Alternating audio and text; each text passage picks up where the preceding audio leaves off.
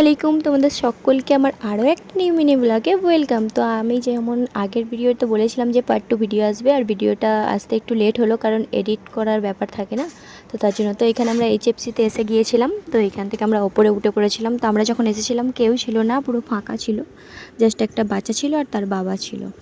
তো দেখো পুরো চেয়ার সব কিছু ফাঁকা, আর এইখানে একটু জান্নাত ফটোশ্যুট করে নিচ্ছিল। তারপরে দেখো পুরো খালি কেউ নেই। আর এখানে এত যে কোল্ড ড্রিঙ্কসের মানে গ্লাস গ্লাস রয়েছে না, তো এখানে মেন জিনিস হচ্ছে কোনো কোল্ড ড্রিঙ্কসই অ্যাভেলেবেল ছিল না।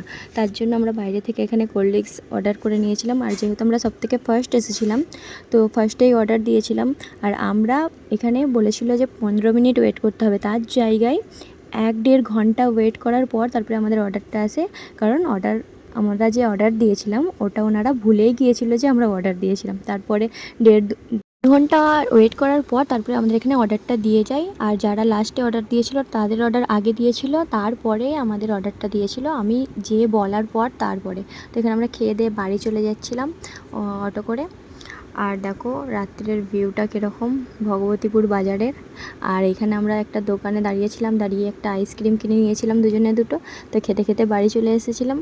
চলো বাই। পরের ভিডিও যদি দেখতে চাও লাইক কমেন্ট শেয়ার করে দেবে, আর যারা আমার পেজে নতুন থাকবে পেজটাকে ফলো করে দেবে।